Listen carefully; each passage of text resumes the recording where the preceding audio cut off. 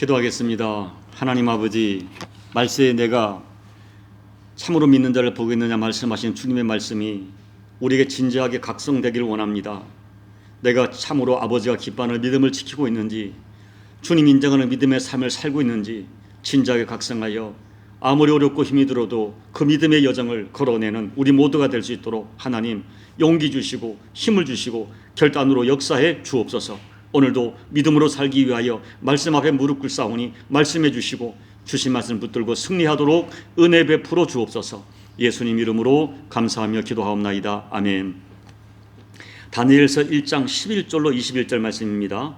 환관장이 다니엘과 하나냐와 미사엘과 아사랴를 감독하게 한 자에게 다니엘이 말하되, 청하오니 당신의 종들을 열흘 동안 시험하여 채식을 주어 먹게 하고 물을 주어 마시게 한 후에 당신 앞에서 우리의 얼굴과 왕의 음식을 먹는 소년들의 얼굴을 비교하여 보아서 당신이 보는 대로 종들에게 행하소서 하며, 그가 그들의 말을 따라 열흘 동안 시험하더니 열흘 후에 그들의 얼굴이 더욱 아름답고 살이 더욱 윤택하여 왕의 음식을 먹는 다른 소년들보다 더 좋아 보인지라.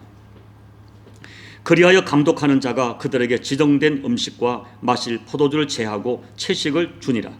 하나님이 이 네 소년에게 학문을 주시고 모든 서적을 깨닫게 하시고 지혜를 주셨으니 다니엘은 또 모든 환상과 꿈을 깨달아 알더라. 왕이 말한 대로 그들을 불러들일 기한이 찼으므로 환관장이 그들을 느부갓네살 앞으로 데리고 가니, 왕이 그들과 말하여 보매 무리 중에 다니엘과 하나냐와 미사엘과 아사랴와 같은 자가 없으므로 그들을 왕 앞에 서게 하고, 왕이 그들에게 모든 일을 묻는 중에 그 지혜와 총명이 온 나라 박수와 술객보다 10배나 나은 줄 아니라. 다니엘은 고레스 왕 원년까지 있으니라. 아멘.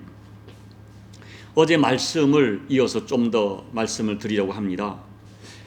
지금 우리가 살아가는 세상은 하나님을 섬기는 우리 자신과 우리 자녀들이 믿음을 지키며 살기가 만만하지 않습니다. 첫째는 우리가 살고 있는 이 세상의 육체 지향적 문화와 비성경적인 가치관의 미혹과 도전이 이미 우리 생활 깊숙이, 우리 문화 깊숙이, 우리 가정 깊숙이 파고 들어와 있습니다. 더군다나 우리의 신앙을 도전하는 무서운 세력은 이제는 노골적으로 실체를 드러내고 있습니다. 동성애를 비롯한 하나님을 대적하는 가치관들이 문화와 인권으로 포장되어서 하나님의 창조 질서를 부정하고 조롱하고 멸시하며 노골적으로 도전하고 있습니다. 둘째로 오늘날 이 지구상의 인구 대비 60% 이상의 지역에서 하나님을 섬기는 신앙이 실제적이고 구체적으로 심각한 박해를 받고 있습니다. 그래서 수많은 하나님의 사람들이 실제적으로 그들의 신앙과 삶에 큰 타격과 고통과 도전을 받는 것이 현실입니다. 그런데 문제는 이렇게 기독교에 호의적이지 못한 세상의 흐름은 기독교인들에게 어떤 부정적인 심리적 현상을 심어주게 됩니다. 사탄은 사람들의 마음속에 세상 속에서 신앙을 제대로 지키고 살면 이 세상의 살벌한 경쟁에서 성공할 수 없고 엄청난 손해를 볼 것이란 생각을 불어넣는데 성공합니다. 기독교인이라고 하면 내 신분을 밝히면 괜히 부정적으로 볼 것 같고 불이익을 줄 것 같아 염려하게 만듭니다. 제가 2주 전에 이 차량 접촉 사고가 나서 어쩔 수 없이 이 말레이시아 경찰국에 가서 리포트를 하게 되었습니다. 사건의 경위를 경찰관에게 설명하는 중에 갑자기 경찰이 저에게 이런 질문을 던지는 거예요. 너의 종교는 무엇이냐? 순간 저는 당황을 했습니다. 왜냐하면 이런 경우를 처음 경험했기 때문입니다. 관공서에서 종교를 묻는 경우가 거의 없기 때문입니다. 제가 머뭇거리자 그 경찰이 재차 물었습니다. 너의 종교는 무엇이냐? 그래서 저는 분명하고 정확하게 나는 크리스찬이라고 대답해 주었습니다. 그러니까 고개를 끄덕이더군요. 그리고 별 문제 없이 넘어갔습니다. 순간 저는 많은 생각을 했습니다. 만약에 내가 이보다 더 심각한 상황, 다시 말하면 내 생명을 위협받는 상황에서 나의 종교를 물었더라면 나는 과연 나는 예수 믿는 사람이라고 대답할 수 있었을까를 생각해 보았습니다. 사랑하는 여러분, 오늘날 자신이 크리스찬인 것을 세상에 잘 드러내지 않고 어정쩡한 모습으로 살아가는 성도들이 굉장히 많아졌습니다. 적당히 타협을 하고 슬쩍 눈 감고 넘어가는 일이 많아졌습니다. 그렇다 보니 신앙생활이 점점 약화되고 세상과 교회 양다리 걸치고 살아갑니다. 그러나 성경을 보십시오. 기독교 역사를 보십시오. 창세로부터 지금까지 진실한 믿음의 사람들은 그렇게 살지 않았습니다. 그들은 어떤 상황에서도 자신의 신분과 자신의 정체를 분명히 했습니다. 고난과 핍박과 실패와 낭망할 환경 속에서 오히려 그들은 자기의 신앙을 분명히 드러냈고, 그래서 그들은 하나님의 살아 역사하심을 체험하게 되었습니다. 이것이 성경의 역사고 기독교 역사입니다. 오늘 본문의 다니엘이 그런 사람이었어요. 그는 하루아침에 귀족의 신분에서 노예 신분으로 바뀌었습니다. 사랑하는 가족과 고향을 모두 잃어버렸습니다.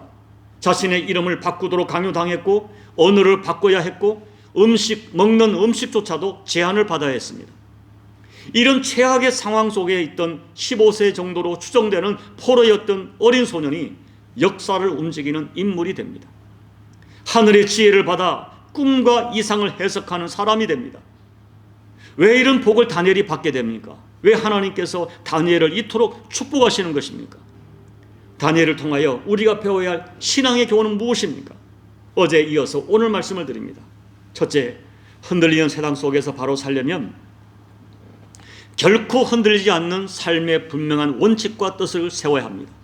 8절을 보면 다니엘은 뜻을 정하여 오직 하나님을 섬기기로 작정합니다. 뜻이라고 하는 말은 어떻게 살겠다고 속으로 굳게 결단한 마음입니다. 다니엘은 하나님의 언약의 백성으로서 살겠다는 분명한 삶의 목적을 세운 것입니다. 그래서 다니엘은 왕이 주는 음식을 거절하기로 뜻을 정합니다. 왜냐하면 왕이 지정한 음식은 단순한 음식이 아니라 왕이 섬기는 바벨론 우상신에게 제사했던 음식이었기 때문입니다. 이 고기와 이 포도주를 마심으로 바벨론의 신과 타협하고 동화되는 것이었습니다. 거절하면 죽을 수 있었지만 다니엘과 세 친구는 하나님 앞에 정절을, 영적 지조를 선택합니다. 저들은 눈 한 번 딱 감으면 넘어갈 수 있는 음식 앞에 뜻을 정하고 원칙을 정하고 그 원칙에 자기의 생명을 걸었습니다. 참된 믿음의 사람은 하나님을 향하여 음식 하나에도 분명한 뜻을 세워야 합니다. 음식 하나에도 하나님을 향하여 지조를 지켜야 합니다. 사실 음식 하나가 내 신앙의 진정성과 내 인생의 진정한 가치관을 대변해 줍니다. 우리는 세상 속에 발을 딛고 살지만 아무 생각 없이 세상에 동화되지는 말아야 합니다. 주일 예배는 어떤 경우 어떤 상황에도 지켜야 합니다. 여러분, 주일이라는 하루, 음식 하나, 이것에 양보할 수 없는 분명한 뜻을 정하는 것은 편협한 신앙이 아닙니다. 진짜 신앙의 표현이고 진짜 신앙인의 용기고 진정한 신앙의 증거가 됩니다. 우리에게 필요한 것은 거절할 것은 거절할 수 있는 용기이고 지켜야 할 것은 죽어도 지키는 용기입니다. 믿음의 사람은 하나님을 향하여 거룩한 고집을 가진 사람들입니다. 그렇게 우리가 하나님을 향하여 거룩한 원칙을 지키면 내가 지킨 그 원칙에 나를 살려주고 그 원칙에 나를 지켜주고 그 원칙에 나를 축복하는 은혜의 통로가 되는 것입니다. 둘째, 혼탁한 세상에서 영적으로 연합을 견고히 할 영적 교제권을 가지십시오. 다니엘과 그의 세 친구들은 함께 하나님이 주신 이 관계의 영성을 극대화합니다. 그들은 위기 때에 서로 격려하고 함께 뜻을 정하면서 팀워크를 통한 영적 시너지 효과를 창출합니다. 2장을 보면 다니엘이 꿈 해석하는 사건에서 다니엘은 세 친구에게 간절한 중보 기도를 부탁합니다. 3장에서 세 친구는 죽으면 함께 죽자고 결단합니다. 이 동역자들은 여러 가지 영적 도전 앞에서 분명한 신앙의 원칙을 함께 정하고 함께 위로하고 함께 격려하면서 놀라운 영적인 팀워크를 이루었습니다. 하나님께서는 이들의 우정과 연합을 아름답게 보셨습니다. 그리고 그들을 축복하셨습니다.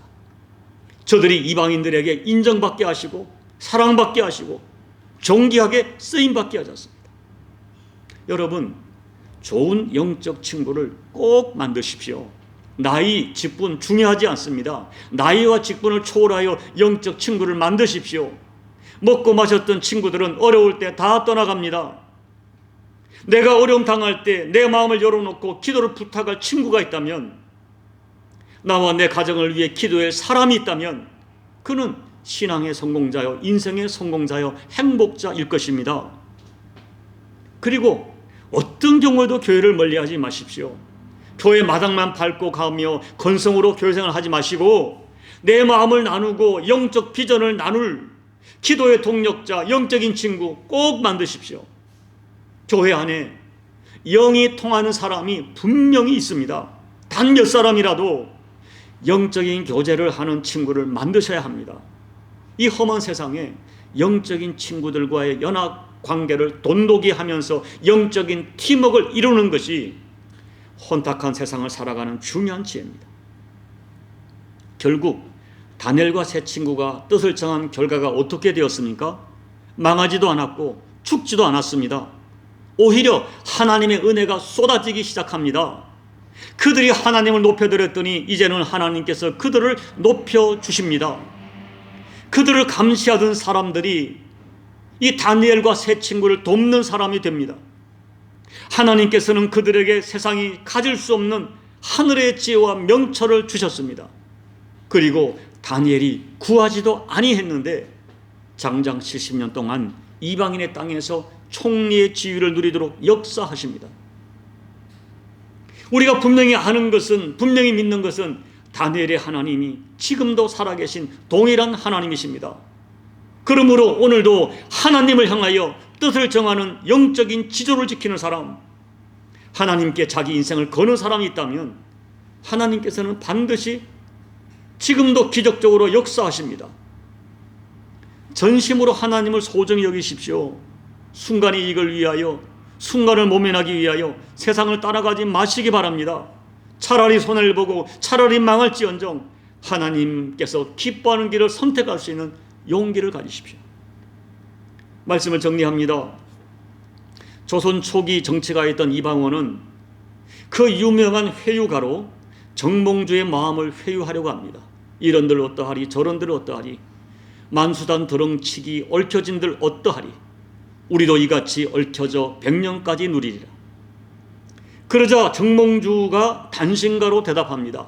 이 몸이 죽고 주고 700번 고쳐주고 백골이 진토되어 넋이라도 입고 없고 님 향한 일편단심이야 가실 줄이 있으랴. 여러분, 세상의 정치가들도 자기 주군에게 죽음으로써 지조를 지킵니다. 이런들 어떠하리 저런들 어떠하리 그렇게 살지 않았습니다. 하물며 살아계신 만군의 여호와 하나님을 섬기는데 어찌 지조 없이 섬길 수 있겠습니까? 우리가 두려워할 것은 세상이 아닙니다.